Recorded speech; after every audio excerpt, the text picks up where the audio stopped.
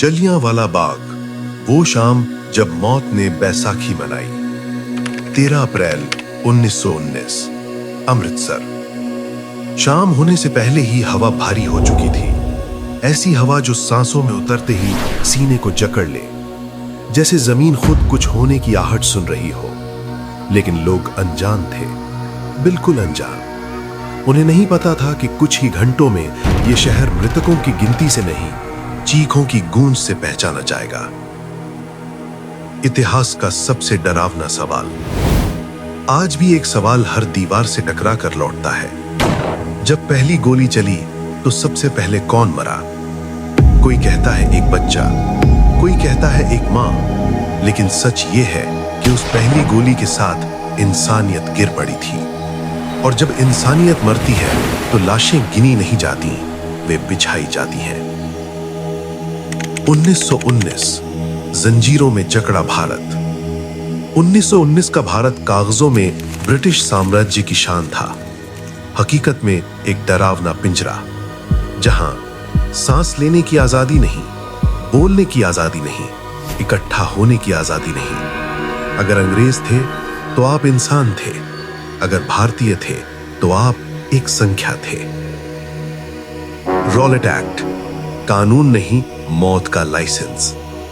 फिर आया Rowlatt act, एक ऐसा कानून जिसमें आपको पकड़ने के लिए अपराध की जरूरत नहीं थी, आपको मारने के लिए कारण की जरूरत नहीं थी, बस शक काफी था। और शक ब्रिटिश सरकार की सबसे बड़ी बंदूक थी। देश उबल रहा था, हर गली में फुसफुसाहट थी, लेकिन जो जोर से बोला वो चुप करा दिया गया, हमेशा के लिए। दो नाम जिनसे सत्ता कांपती थी। अमृतसर में दो आवाजें बहुत तेज हो रही थीं, डॉक्टर सत्यपाल, डॉक्टर सैफुद्दीन किचलू। वे लोगों को हथियार नहीं दे रहे थे, वे लोगों को डर से बाहर निकाल रहे थे। और अंग्रेजों को यही सबसे बड़ा अपराध लगा। गिरफ्तारी, चिंगारी जो आग बन गई। एक सुबह बिना किसी शोर के दोनों को उठा लिया गया। कोई आरोप नहीं, कोई अदालत नहीं, बस गायब। शहर सन्न रह गया। फिर उबाल आया, लोग सड़कों पर उतरे। एक सवाल था, हमारा कसूर क्या है? लेकिन जवाब में सिर्फ सन्नाटा था, क्योंकि अंग्रेज जवाब नहीं देते थे, वे मिसाल कायम करते थे। रेजिनाल्ड डायर, एक नाम, एक मानसिकता। और फिर उस सन्नाटे में एक नाम गूंजा, ब्रिगेडियर जनरल रेजिनाल्ड डायर। एक ऐसा आदमी जिसकी आंखों में दया नहीं थी। उसके लिए भारतीय मां नहीं थे, बच्चे नहीं थे, इंसान नहीं थे, सिर्फ नियंत्रण से बाहर होती भीड़। और भीड़ को काबू में रखने का एक ही तरीका होता है, खून। 13 अप्रैल जब खुशी बेखबर थी। 13 अप्रैल बैसाखी। लोग दूर दूर के गांवों से आए, नए कपड़े, हंसी, दुआएं।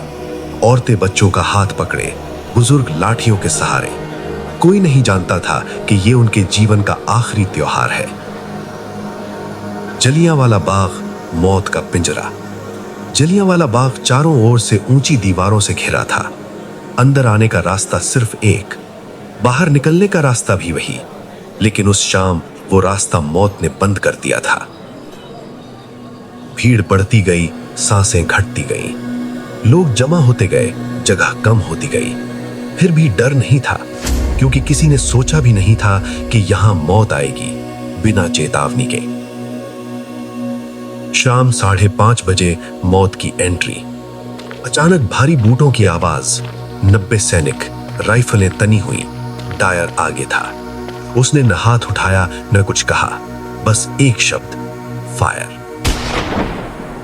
जब आसमान भी कांप उठा, पहली गोली चली, फिर दूसरी, फिर सैकड़ों, लगातार 10 मिनट, 1600 गोलियां। गोलियां भीड़ में नहीं चली, वे सीधे सीने में घुसी। डायर ने सबसे घनी भीड़ को निशाना बनाया। भागो, लेकिन कहां? दीवारें थीं। कुछ कुएं की तरफ भागे। कुएं में लाशों का ढेर लग गया। कुछ माएं अपने बच्चों को ढककर लेट गईं। कुछ बच्चे मां के नीचे दम तोड़ते रहे। गोलियां उम्र नहीं देखती, वे सिर्फ आदेश मानती हैं। चीखें जो आज भी गूंजती हैं, कुछ ही देर में चीखें धीमी पड़ गईं, फिर खामोशी, ऐसी खामोशी जिससे आज भी रूह कांप जाए। डायर मुड़ा और चला गया, पीछे छोड़ गया घायल, लाशें और सन्नाटा। मदद, वो शब्द उस रात मर गया था। पूरी रात कोई डॉक्टर नहीं, कोई पानी नहीं, घायल तड़पते रहे, क्योंकि उस रात मरने के लिए भी कर्फ्यू था। लाशों की गिनती नहीं हुई। अंग्रेज बोले 379 मरे, भारत बोला 1000 से ज्यादा। लेकिन सच्चाई कुओं के अंदर दबी थी, खून में लथपथ। डायर अपराधी या हीरो? डायर ने कहा, अगर फिर मौका मिले तो मैं फिर गोली चलाऊंगा। उसे सजा नहीं मिली, उसे शर्म नहीं आई। लंदन में उसके लिए चंदा इकट्ठा हुआ और भारत में नफरत ने जन्म लिया। एक देश जाग उठा। महात्मा गांधी इस घटना से टूट गए। उन्होंने कहा, अब सब्र गुनाह है। जलियांवाला बाग ने पूरे देश को डरा दिया और उसी डर ने क्रांति को जन्म दिया। आज भी वहां कुछ अटका हुआ है। आज भी अगर आप जलियांवाला बाग जाएं तो लगेगा कुछ वहां रुका हुआ है। दीवारें कुछ कहना चाहती हैं, कुएं कुछ छुपाते हैं और हवा अब भी भारी है।